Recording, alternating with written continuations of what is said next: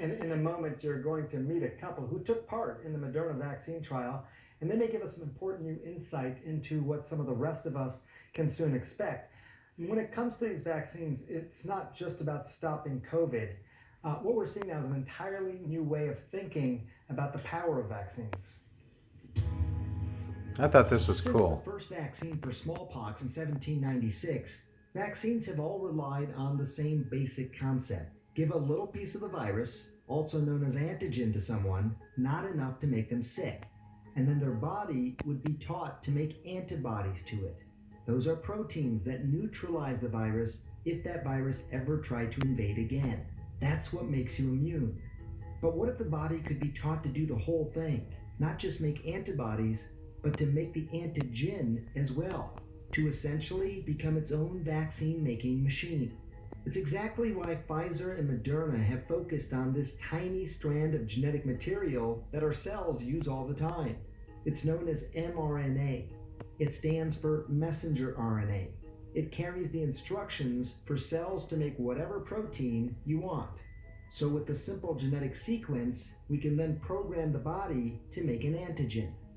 The vaccine is not virus at all. It is essentially just genetic code for a portion of the virus. This portion, it's called the spike protein. Why the spike protein? Because it's the key the virus uses to enter the human cell. But if you prompt your body to make antibodies to the spike protein, the virus is then blocked from infecting the cell. So putting it all together, once the vaccine made up of genetic code is administered through a shot in the arm, our own cells start making that spike protein over and over again. Now remember, you're just making a part of the virus so you can't get infected from the vaccine. Within days after that, the body reacts and starts churning out the antibodies. Plug and play. And we want to welcome the couple we mentioned who went through the Moderna vaccine trials. With us from Dallas, Susan Froelich and her husband, Dr. Thomas Froelich. Thank you both for joining us. Susan, You're welcome. We're glad to be here. Thank you for having us. Yeah, glad you're here. So, Susan, can you just walk us through what the process was like for you? And before you describe your experience with the side effects, I know you're worried you might deter people from getting the vaccine, but at the same time, it is important to talk about what it felt like. Okay. Well, the first shot that we got was on August 21st, and I really just had a sore arm and didn't notice anything different. But we went back on September 18th to get the booster, and about 12 hours after I got the booster, it was 2:30 in the morning, and I woke up with a horrible stomach ache and headache, and it was like I was at the beginning stages of a bad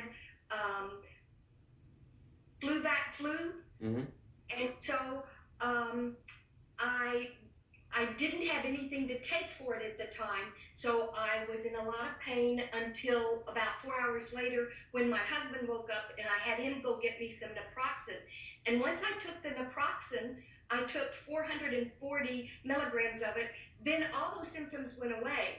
But it was like every part of my body was hurting for about 4 hours. If I'd have had naproxen right away, I think those symptoms would have abated more quickly.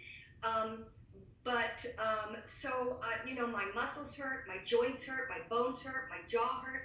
But it was for such a short time. And I told Tom, I said, either I got the real vaccine or I'm highly suggestible. I'm curious, Dr. Froelich. I'm glad you're feeling better, Susan, and that the anti-inflammatories helped you. But I'm curious, Dr. Froelich, because you're a husband but also a doctor, how worried were you then when you saw Susan start to feel sick? Did it concern you, or was it sort of what you expected?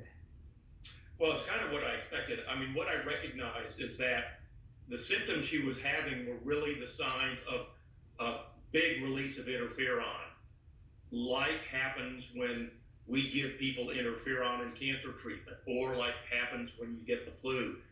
And that was my interpretation of what was going on, was that this was a flood of interferon into her system and other transmitters of the immune system. And so I wasn't terribly worried. I felt bad that she felt so bad for a while, but then it resolved fairly quickly once she took a couple of Elite. So really, it wasn't that bad. But I kind of recognized what was going on for my many years of being an oncologist. Sure. And Tom was in the same study that I was, so we figured he got the placebo because he didn't have any of those side effects. Yeah, so you're pretty sure of that, Dr. Froelich, that you got the placebo? I mean, it's a blinded study, so you really don't know, but you really had no symptoms? Well, yes, I did not have any symptoms, so I was pretty certain because most of the time when I've gotten vaccines, like I've had the shingles vaccine, I've had many flu vaccines, and I will usually get a response, not as severe as Susan's, but after I get a vaccine. So, for example, the new shingles vaccine, Shingrix is a 2-dose vaccine, and after the second one, I felt like that for about a day, and then it resolved, and I recognized what those symptoms were. So, when I didn't have any reaction to that either injection, I figured I must have gotten the placebo. And Susan, just for people out there who heard your story, what you went through, knowing what you went through personally in terms of how it felt for those 4 hours, would you do it again? I mean, would you, if you hadn't had the vaccine already, would you take the vaccine? Absolutely, hands down. And if it becomes necessary for me to get this once a year, you can bet I'm going to be the first one in line to get it again. So it wasn't so terrible. It wasn't so terrible that you're like, oh, I'll never do it again. I'm not going to do it every year. Oh, heavens no. We need to have everybody out getting this vaccine. It is so much better than getting the disease. And we've had several friends now and relatives who've come down with COVID, and I don't want to go through that.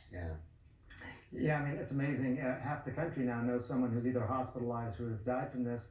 I mean, Dr. Froelich, you have a long history in your career as a doctor, obviously, but also participating in these trials, getting others to volunteer for trials.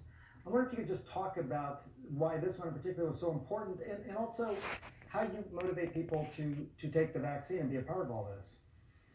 Well, I've talked to a lot of my patients, and taking care of cancer patients for over 40 years, I've had a lot of discussions about whether or not they should get vaccinated. And with live virus vaccines, we always recommend that they don't get vaccinated.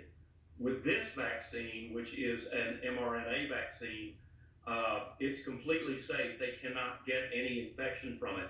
And I encourage, my patients, I encourage them to get the flu vaccine, regardless of what kind of response I think they will have, because I know that getting their immune system to fight off intercurrent infection while they're getting cancer treatment is extremely valuable. And knowing that this is a vaccine that can't possibly give them an infection, I will strongly encourage them to get it.